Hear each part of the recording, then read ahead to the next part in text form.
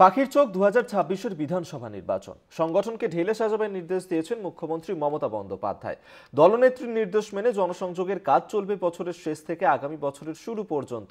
দীক্ষা থেকে আলাপচারিতা, অপরাজিতায় স্বাক্ষর কর্মসূচি গ্রহণ। জেলা মহিলা সভানেত্রী ও রাজ্য নেতৃত্বের সঙ্গে বৈঠকের পর 2 মাসের একাধিক কর্মসূচির কথা জানানো হয়।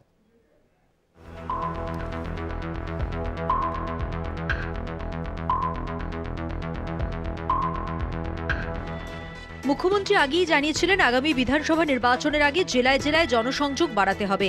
ওই নির্দেশকে কার্যকরী করতে চলতি বছরের শেষ থেকে নতুন ইংরেজি বছরের শুরু পর্যন্ত একাধিক কর্মসূচির ঘোষণা করা হয় মহিলা তৃণমূল কংগ্রেসের পক্ষ থেকে।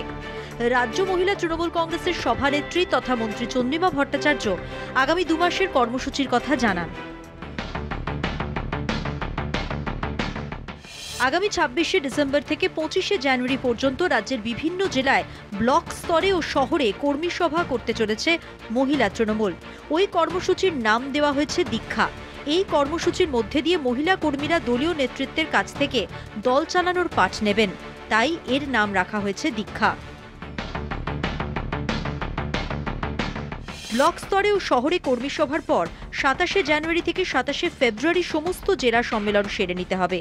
সূত্রের খবর, প্রত্যেকটি জেলা সম্মেলনে দলের মহিলা সংগঠনের রাজ্য নেতৃত্বের একজন করে উপস্থিত থাকবেন। সম্মেলনের মাধ্যমে জেলা স্তরে কর্মীদের মধ্যে আরও সমন্বয় বাড়াতেই এই কর্মসূচি। আগামী 4 জানুয়ারি আয়োজিত হবে এক গুরুত্বপূর্ণ মিছিল। চাই সত্তর অপরাজিতায় স্বাক্ষর নামের ব্যানারে মিছিলের কর্মসূচি নেওয়া হয়েছে।